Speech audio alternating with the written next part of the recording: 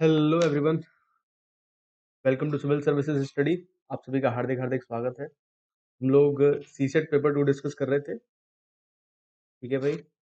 और इसी क्रम में कंटिन्यू करेंगे। और मोस्ट ऑफ द क्वेश्चंस मैंने आज पैराग्राफ टाइप से ही बनाए हैं ये, और इसी तरीके से प्रैक्टिस में बढ़ाएंगे धीमे धीमे धीमे धीमे, ठीक है। चलिए बढ़ते हैं पहले क्वेश्चन की तरफ। पहला क्वेश्चन क्या कह रहा है?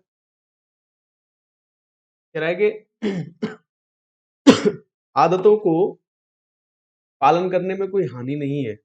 आदतों का पालन करने में कोई हानि नहीं है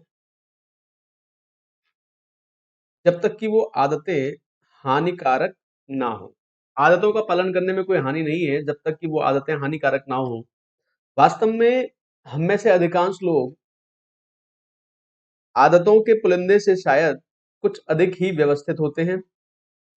हम अपनी आदतों से मुक्त हो जाएं तो जो बचेगा उस पर शायद ही कोई ध्यान देना चाहे। हम इसके बिना नहीं चल सकते। वे जीवन की प्रक्रिया को सरल बनाती हैं। इनसे हम बहुत सी चीजें अपने आप करने में समर्थ होते हैं। इन्हें यदि हम हर बार नया और मौलिक विचार देकर करना चाहें तो अस्तित्व एक असंभव उलझन बन जाए। ठीक है भाई। तो क्या कहना है लेखक का कि लेखक का सुझाव है कि आदतें, आगे की लाइन हमको खुद जोड़नी है। लेखक का सुझाव है कि आदतें क्या क्या करती हैं भाई। अब पैराग्राफ तो हमने पढ़ ही लिया, पैराग्राफ में जो जो इन्फ्लुएंसेस हमको देने थे दे दिए, हमने समझ भी लिए। बस इंपॉर्टेंट बात क्या है कि एक बार में आपकी पकड़ में आता है नहीं आता। आदतें हमारे जीवन को कठिन बनाती हैं ऐसा तो कहीं पे नहीं कहा गया, ठीक है। व्यवस्थित होते हैं। अब हम अपनी आदतों से मुक्त हो जाएं तो जो बचेगा उस पर शायद ही कोई ध्यान देना चाहे। मतलब आदतें इंपॉर्टेंट है भाई, हमारे जीवन में सटीकता लाती हैं। ये होल्ड कर लो एक बार। हमारे जीवन को आसान करती है, ये भी होल्ड कर लो। और हमारे जीवन को मशीन बनाती है, ऐसा तो नहीं है। हमारे जीवन को मशीन वगैरह ये नहीं बनाती। मतलब कि हमारे पास दो ऑप्शंस हैं, इनमें से हमको चुनना पड़ेगा कौन सा ऑप्शन हमारे लिए सही होगा। आप भी अपने विचार रखिए, मैं भी बताता हूँ, ठीक है। आदतें पालन करने में कोई हानि नहीं है जब तक कि आदतें हानिकारक ना हो। वास्तव में हम में से अधिकांश लोग आदतों के पुलिंदे से शायद कुछ अधिक ही व्यवस्थित होते हैं। हम अपनी आदतों से मुक्त हो जाएं तो बचेगा उस पर शायद ही कोई ध्यान देना चाहे। हम इसके बिना नहीं चल सकते। वे जीवन की प्रक्रिया को सरल बनाती हैं। तो ऑप्शन नंबर कौन सा सही हो जाएगा भाई? तीसरा, जीना आसान करती है। यानी कि सेकंड ऑप्शन भी हमारा क्या हो जाएगा? एलिमिनेट हो जाएगा। समझ रहे हो बात को? Second option would be the wrong answer, but the third option is correct one. ठीक है, उम्मीद कर रहा हूं बात समझ में आ गई होगी, है ना। बढ़ते हैं नेक्स्ट क्वेश्चन की तरफ। क्या कह रहा है नेक्स्ट क्वेश्चन हमसे? ये कह रहा है कि हमारे सामने कठोर परिश्रम है। हमारे सामने कठोर परिश्रम है। जब तक हम अपने प्रण को संपूर्णतः पूरा नहीं कर लेते जब तक हम अपने प्रण को संपूर्णतः पूरा नहीं कर लेते, जब तक हम भारत के सभी लोगों को वह नहीं बना सकते, भारत के सभी लोगों को वह नहीं बना देते जो कि नियति चाहती है। एक बार फिर से रिपीट करेंगे, है ना। हम हमारे सामने कठोर परिश्रम है जब तक हम अपने प्रण को संपूर्णतः पूरा नहीं कर लेते, जब तक हम भारत के सभी लोगों को वह नहीं बना देते जो कि नियति चाहती है कि वे हों, तब तक हम में से किसी को आराम नहीं करना है। हम एक महान देश के नागरिक हैं, सो स्पष्ट प्रगति के कगार पर हैं, सो स्पष्ट प्रगति के कगार पर हैं। और हमें उन उच्च आदर्शों को जीवन में उतारना है। हम सभी, चाहे वे हम किसी भी धर्म के हों, समान रूप से भारत की संतान हैं। हमारे अधिकार, विशेषाधिकार, दायित्व बराबर हैं। हम सांप्रदायिकता अथवा मानसिक संकीर्णता को बढ़ावा नहीं दे सकते, क्योंकि कोई भी देश जिसके लोग विचारों अथवा आचरण में संकीर्ण हो, महान नहीं हो सकता। ठीक है वो महान नहीं हो सकता। वो देश क्या कहना चाहता है समझने की कोशिश करते हैं भाई, है ना। उपयुक्त परिच्छेद का लेखक लोगों के को क्या प्राप्त करने की चुनौती देता है? क्या प्राप्त करने की चुनौती दे रहा है भाई लेखक हमको, है ना। बहुत इंपॉर्टेंट पैराग्राफ है, समझते हैं भाई। उच्च जीवन, आदर्श, प्रगति और विशेषाधिकार। ओके, देखते हैं अभी, है ना। रोक लो। समान विशेषाधिकार, हाँ ये हो सकता है। समान विशेषाधिकार, नियति की पूर्णा, और राजनीतिक सहिष्णुता। ये मुझे लग रहा है हो सकता है, इसको भी रोक लेते हैं अभी, है ना। साहसिक उत्साह और आर्थिक समानता की बात इसमें नहीं हुई है। कठोर परिश्रम, भाईचारा और राष्ट्रीय एकता की बात इसमें नहीं हुई है। बात करते हैं पहले दो ऑप्शंस के बारे में। पहले दो ऑप्शन से इन्फ्लुएंसेस हमको निकालने पड़ेंगे। पहला ऑप्शन क्या कह रहा है कि उच्च जीवन आदर्श, प्रगति और विशेषाधिकार की बात की है क्या? देखो भाई, यहाँ पे समझना बहुत ध्यान से बात को, है ना। साहसिक उत्साह, समान, सॉरी ये दोनों तो मैंने खत्म ही कर दिए। इसकी समान विशेषाधिकार, नियति की पूर्णता और राजनीतिक श्रेष्ठता, इसमें गलतियां हो सकती हैं बहुत ज्यादा, है ना। अब समझते हैं थोड़ा सा। हम एक महान देश के नागरिक हैं, सो स्पष्ट प्रगति की कगार पर हैं, और हमें उन उच्च आदर्शों को जीवन में उतारना है। ठीक है। हम सभी, चाहे हम किसी भी धर्म के हों, समान रूप से भारत की संतान है। तो समान विशेषाधिकार की बात की गई है, पहली बात तो समझना। हमारे अधिकार, विशेषाधिकार और दायित्व बराबर के हैं। हम सांप्रदायिकता अथवा मानसिक संकीर्णता को बढ़ावा नहीं दे सकते, यानी कि सहिष्णुता की बात की गई है। सहिष्णुता की बात की गई है। इसका मतलब option number second would be the right choice, in spite of we think that first option is also talking about the paragraph, but still second option is the correct answer. second option ज्यादा सटीक है, second option ज्यादा सही बात बता रहा है जो वो कहना चाह रहा है ना। यही चीजें आपको पकड़नी है दोस्तों। इसी तरीके से आप लोगों को इसको पैराग्राफ को सॉल्व करना होता है ना। बढ़ते हैं नेक्स्ट क्वेश्चन की तरफ। नेक्स्ट क्वेश्चन क्या कह रहा है? रूसो के अनुसार, रूसो को तो सब जानते होंगे, नहीं जानते तो कोई बात नहीं, पढ़ के देख लेना, गूगल करना थोड़ा बहुत। अगस्त रूसो और बहुत सारे जो लोग हैं, प्लेटो वगैरह जो हैं, इन सब की बातें कभी कभी ऐसे लिखने में, कभी कभी एथिक्स इंटेग्रिटी के क्वेश्चंस लिखने में बहुत ज्यादा काम आ जाती हैं। तो इनको थोड़ा बहुत पढ़ लिया करो, इनकी कोट्स बड़ी इंपॉर्टेंट होती है व्हेन यू आर राइटिंग एसे। तो you can mention those quotes in your paragraph while starting your एसे। तो बड़े काम की चीज होती है। और इसका मेरा पर्सनल एक्सपीरियंस है कि एसे में अगर आप कोट्स वगैरह यूज करते हो तो आपको, हाँ जरूर बेनिफिट होता है, औरों के मुकाबले आपको मार्क्स अच्छे मिलेंगे। आपकी राइटिंग स्किल्स के बारे में देखा जाता है कि भाई हाँ क्या उठा के कहाँ से क्या लिखा है ना, कितना रेलिवेंट है ये आज के परिप्रेक्ष्य में बातें। तो ठीक है, बढ़ते हैं आगे। क्या कह रहा है भाई?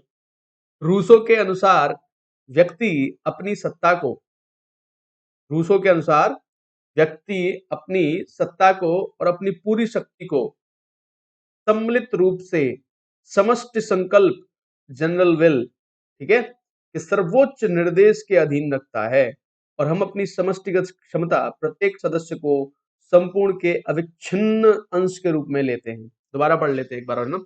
रूसो के अनुसार व्यक्ति अपनी सत्ता को और अपनी पूरी शक्ति को सम्मिलित रूप से समष्टि संकल्प, जनरल विल के सर्वोच्च निर्देश के अधीन रखता है। हम अपनी समष्टि क्षमता प्रत्येक सदस्य को संपूर्ण के अविच्छिन्न अंश के रूप में लेते हैं। उपयुक्त परिच्छेद के अनुसार निम्नलिखित में से कौन से समष्टि संकल्प के स्वरूप का सर्वोत्तम वर्णन है? इनमें से चेक करना है हमको, है ना। और निकालना एसेंस किससे है? जो रूसो ने बोला है उसके अकॉर्डिंग, है ना। एसेंस हमको निकालना पड़ेगा, रूसो ने क्या कहा है।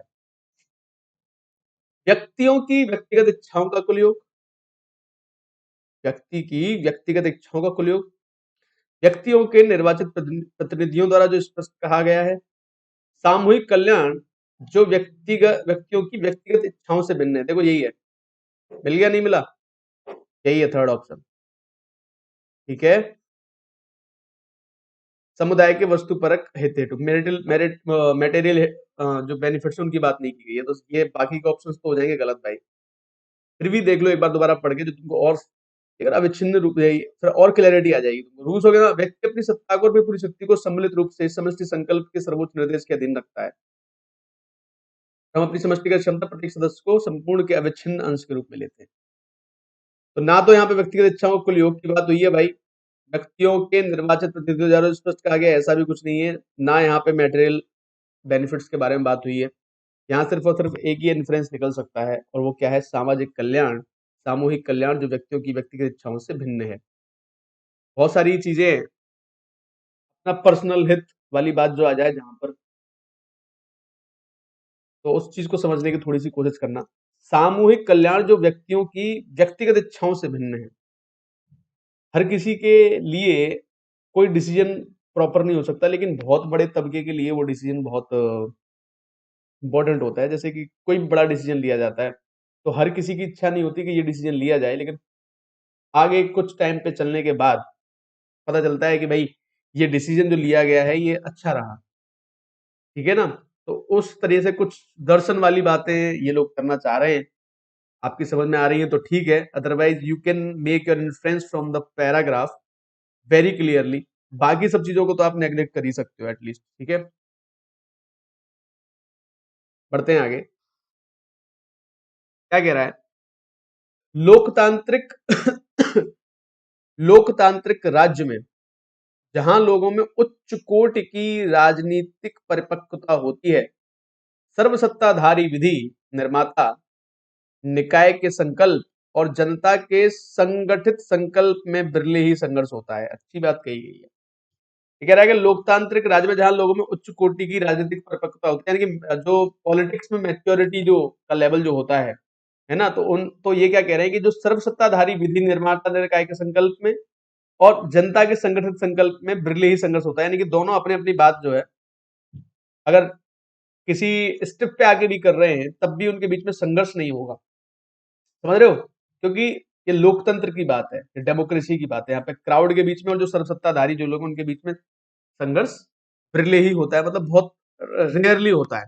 ये बात बिल्कुल सच बात है। वैसे अगर आप लोग देखोगे तो हम भी डेमोक्रेसी में रहते हैं, हम लोग भी रहते हैं डेमोक्रेसी में, तो हम कहाँ किसी से हम झगड़े कब करते हैं? जबकि जब सर से ऊपर पानी निकल जाता है तभी आपस में संघर्ष की स्थिति पैदा होती है। जब कोई आंदोलन स्टार्ट हो जाता है या कुछ ऐसी चीजें स्टार्ट हो जाती है, तभी इस तरह की परिस्थितियां पैदा होती है। अदरवाइज कहाँ ऐसी परिस्थितियां पैदा होती है? नॉर्मल सामंजस्य की भावना से ही सब कुछ, नॉर्मल सामंजस्य की भावना ही जो होती है उससे ही सब कुछ जो है चलता रहता है।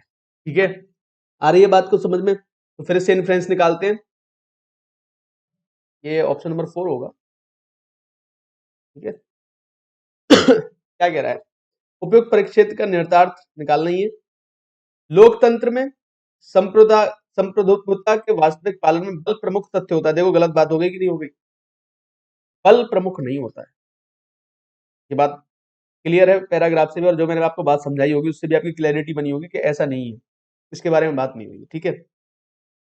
परिपक्व लोकतंत्र में संप्रभुता के वास्तविक पालन में बल एक बड़ी सीमा तक प्रमुख तथ्य होता है। देखो ये भी बात गलत है ना, बल बढ़ने की बात नहीं है यहाँ।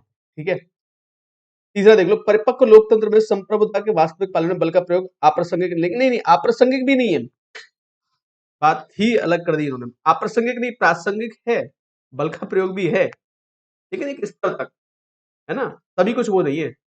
परिपक्व लोकतंत्र में संप्रभुता के वास्तविक पालन में बल घटकर एक उपांतिक तथ्य, मार्जिनल फिनोमेना रह जाता है। ये बात आई ना निकल के? तो बस बेटा यही बात है ऑप्शन में, यही पैराग्राफ में से हमको मिल सकता है। अदरवाइज और कुछ ऐसी चीज नहीं है जो हम निहितार्थ निकाल सकें इसका। तो इसलिए मैंने बताया आप लोगों को एक जनरल अंडरस्टैंडिंग भी डेवलप होनी चाहिए अपने माइंड में, जब हम इस तरह के क्वेश्चंस को सॉल्व करते हैं। ये हमसे काफी सारी चीजें पूछ रहा है, काफी सारी चीजें हमसे समझना चाहता है। ठीक है। ये सिर्फ ऐसा नहीं कि हमने पैराग्राफ पढ़ा और आंसर बना के हमने दे दिया। हमको यहाँ पे कुछ इन्फ्रेंसेस निकालने होते हैं, उसके अकॉर्डिंग हमें अपना आंसर्स मार्क करने होते हैं। और इसका आंसर कौन सा आएगा? Fourth option. बढ़ते हैं नेक्स्ट क्वेश्चन की तरफ। अब देखो ये क्या कह रहा है। सफल लोकतंत्र राजनीति में सफल लोकतंत्र राजनीति में व्यापक रुचि एवं भागीदारी पर निर्भर करता है, जिसमें मतदान एक आवश्यक अंग है। ठीक है, बात सही आता है। जानबूझकर इस प्रकार की रुचि न रखना, मतदान न करना, एक प्रकार की अंतर्निहित अराजकता है। यह स्वतंत्र राजनीतिक समाज के लाभों का उपभोग करते हुए अपने राजनीतिक दायित्व से मुख मोड़ना है। यानी कि लोकतंत्र में भागीदारी अगर हमको करनी है, लोकतंत्र की भागीदारी की अगर हमको बात करवा रहे हैं, तो लोकतंत्र में भागीदारी से सबसे पहली बात कही है मतदान करो भाई। अपने मत के प्रयोग से अपनी शक्ति का प्रदर्शन किया करो। जैसे आजकल तो नोटा भी आ चुका है, जिनमें से किसी के साथ इंटरेस्टेड नहीं है मामला, लेकिन फिर भी हमको एक चीज सोचनी चाहिए कि क्या वोटिंग, देखो ये एक पैराग्राफ की बात है, पैराग्राफ से हम निकाल सकते हैं ऑप्शंस, आराम से एलिमिनेट कर सकते हो। बट आप सिविल सर्विसेज की तैयारी कर रहे हो तो आप लोगों को थोड़ा सा तो सोचना होगा इस चीज के बारे में। ये देखो ऐसी चीजें बहुत सारे लोग छोड़ देते हैं, वोटिंग करने नहीं जाते हैं। लेकिन वोटिंग एक इंपॉर्टेंट टास्क होता है और ये देखो करना चाहिए, खैर ये बात भी सही है। पर क्या हमारे वोट सही हैं? क्या हम सही व्यक्ति को चुन के लेके जाते हैं? सारी चीज इंपॉर्टेंट हो जाती है, अपनी जगह पे मायने रखती है ना?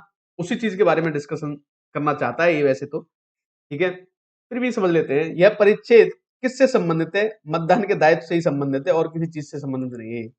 पहले ऑप्शन करेक्ट होगा। बाकी देखो, मतदान का अधिकार की बात नहीं कर रहा है, ये दायित्व की बात कर रहा है कि भाई करो वोट, आपका अधिकार तो है ही।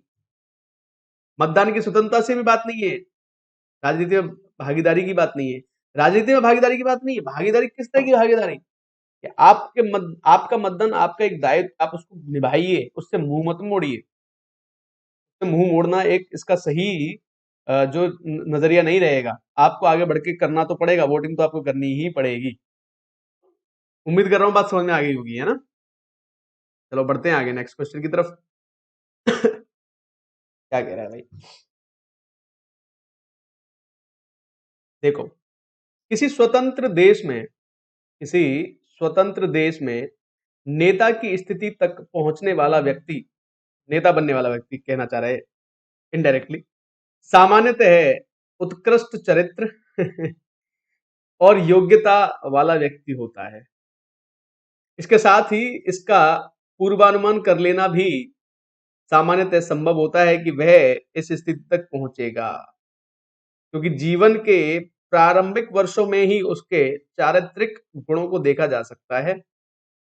किंतु किसी तानाशाह के मामले में, बहुत इंपॉर्टेंट बात है भाई, यह हमेशा सत्य नहीं होता। वह प्राय अपनी सत्ता की स्थिति तक संयोग से पहुंच जाता है और अनेक बार तो सिर्फ अपने देश की दुखद स्थिति के कारण ही पहुंच जाता है। अब तुम लोगों ने शायद मिडिल ईस्ट की तुम कहानी जानते हो, ओमान की कहानी तुम जानते हो, यमन की कहानी तुम जानते हो। इन सब कंट्रीज में क्या होता है, मिडिल ईस्ट की कहानी तुम जानते हो, कंट्रीज में क्या होता है। जब अभी तख्ता पलट किस कंट्री का हुआ है? यमन में हुआ है? कहाँ पे हुआ है रिसेंटली तख्ता पलट जो हुआ है? माइंड से स्लिप हो गया, आप लोग कमेंट करके बताना कहाँ पे तख्ता पलट हुआ है अभी रिसेंटली। ट्यूनेशिया में हुआ है? कहाँ पे हुआ है बताना मुझे, ये बात आपके लिए रही। अभी तख्ता पलट हुआ है वहां पे, सैन्य तख्ता पलट किया गया है वहां पे, ठीक है? तो तुम देख रहे हो इस तरह की परिस्थितियां पैदा हो जाती हैं जहाँ पे पहले भी तानाशाही चलती रही, फिर वहां पे लोकतंत्र की बात आई, वहां वोटिंग हुई। कौन सी कंट्री थी यार, मैं भूल, या तो यमन है या ट्यूनेशिया, इस तरह में से दो कंट्री, ओमान, यमन या ट्यूनेशिया, इनमें से कुछ लग रहा है मुझे। यमन ओमान वाली लग रही है मुझे जहां तक है। फिर भी आप मुझे कमेंट करके बताना कौन सी कंट्री में तख्ता पलट हुआ। अभी रिसेंटली की बात है ये, ज्यादा टाइम नहीं हुआ है, मुश्किल से 15-20 दिन हुए होंगे, 15 से 20 दिन, या पिछले पिछले महीने की बात होगी मैक्सिमम, ठीक है? बताना आप मेरे को किस कंट्री में तख्ता पलट हो गया है, ठीक है? तो भाई क्या कह रहा है ये? परिच्छेद में यह सुझाया गया प्रतीत होता है कि इस परिच्छेद में यह सुझाया गया प्रतीत होता है कि नेता अपनी भावी स्थिति का पूर्वानुमान कर लेता ना, ऐसी बात नहीं है। नेता सिर्फ किसी स्वतंत्र देश के द्वारा ही चुना जाता है, ये भी नहीं है। किसी भी नेता को इस बात पर ध्यान रखना चाहिए कि उसका देश निराशा से मुक्त रहे, ये भी बात नहीं है। किसी देश में बनी हुई निराशा की परिणति कभी कभी तानाशाही में होती है। लास्ट लाइन समझ में आ गई? लास्ट लाइन पर ही दे दिया उन्होंने, तो आसान कर दिया, थोड़ा सा आसान रहा। लास्ट लाइन यही कह रही है, तानाशाही के मामले में हमेशा सत्य नहीं होता, वह प्राय अपनी सत्ता की स्थिति तक संयोग से पहुंच जाता है और अनेक बार तो सिर्फ अपने देश की दुखद स्थिति के कारण ही बन जाता है। वो आराम से बन गए। जो पुराने शासक थे उनसे दुखी है, हटा दिए भाई, बन गए शासक, ठीक है? फिर भी हमारे देश में क्या लोकतंत्र है, ये we live in a democracy, ठीक है? बढ़ते हैं आगे नेक्स्ट क्वेश्चन की तरफ। क्या कह रहा है भाई नेक्स्ट क्वेश्चन?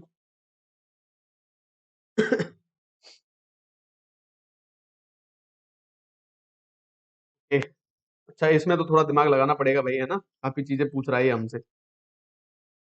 तकनीकी प्रगति में निहित मानव जाति के लिए सबसे बड़ा वरदान निश्चित रूप से भौतिक संपदा का संचय नहीं है। भौतिक संपदा का संचय नहीं है भाई।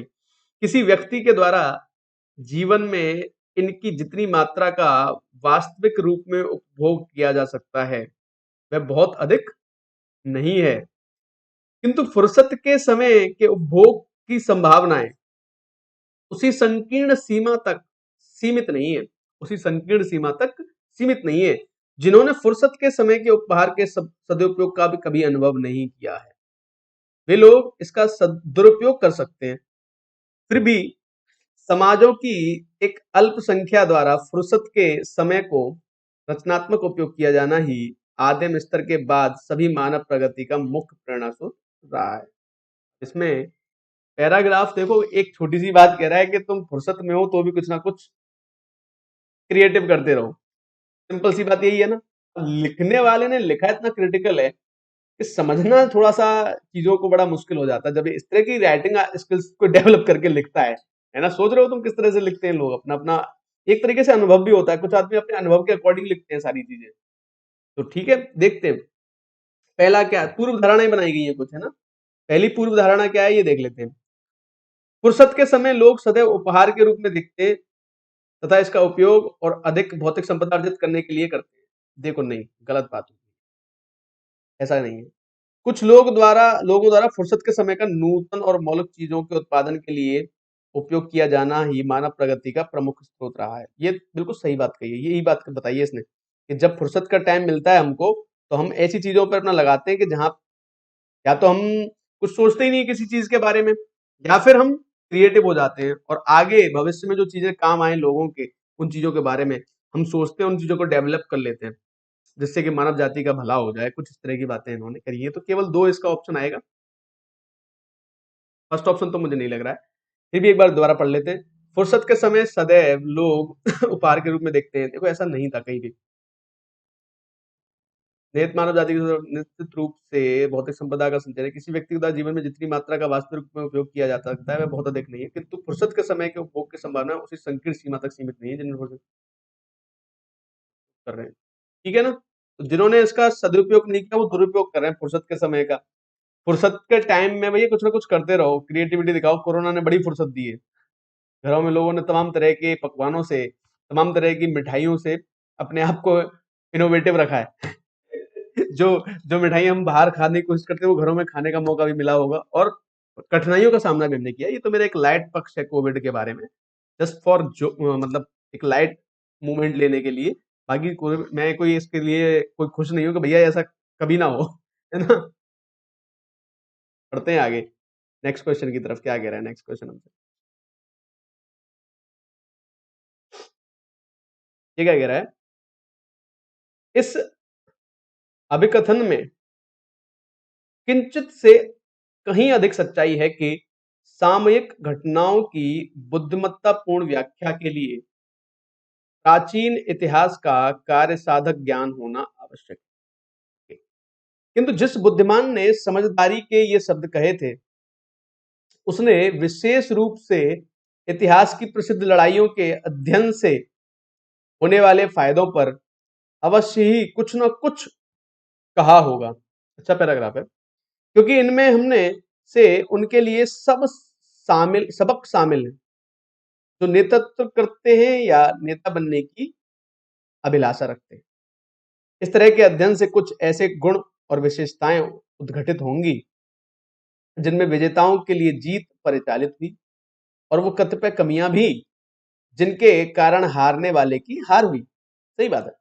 और विद्यार्थियों को यह देखना होगा कि यदि प्रतिरूप सदियों से लगातार बार बार पुनर्गठित होता है, यही प्रतिरूप जो है बार बार घटित होता है। ठीक है भाई, बहुत ही अच्छा पैराग्राफ है, काफी क्रिटिकल पैराग्राफ है, समझते हैं ध्यान से, है ना। उपयुक्त परिच्छेद के संदर्भ में निम्नलिखित पूर्व धारणाएं बनाई गई हैं। इतिहास की प्रसिद्ध लड़ाइयों का अध्ययन हमें आधुनिक युद्ध स्थिति को समझने में, अरे यार इसकी बात नहीं है, आधुनिक युद्ध स्थिति को समझने की बात नहीं है, किस तरह से जीता जाए किस तरह से हारे, इन सब चीजों के बारे में डिस्कशन की बात की गई है। ये आधुनिक युद्ध के जो मॉड्यूल्स हैं उनके बारे में बात नहीं कर रहा है। ठीक है। जो भी नेतृत्व की इच्छा रखता है उसके लिए इतिहास का अध्ययन अनिवार्य है, यही बात उन्होंने करी है। समझ गए ना। देखो पैराग्राफ पढ़ते ही समझ में आनी चाहिए सारी चीजें। इसका भी केवल दो बनेगा, फर्स्ट ऑप्शन इसका भी नहीं बनेगा दोस्तों, सिर्फ और सिर्फ इसका सेकंड ऑप्शन ही करेक्ट बन सकता है। समझ में आ रही है सारी बातें, वेरी वेरी इंपॉर्टेंट। ठीक है। तो दोस्तों हमने आज बहुत सारे पैराग्राफ डिस्कस किए हैं, उम्मीद करता हूँ आपको इन सबसे बहुत ही बेनिफिट मिलता होगा। ठीक है।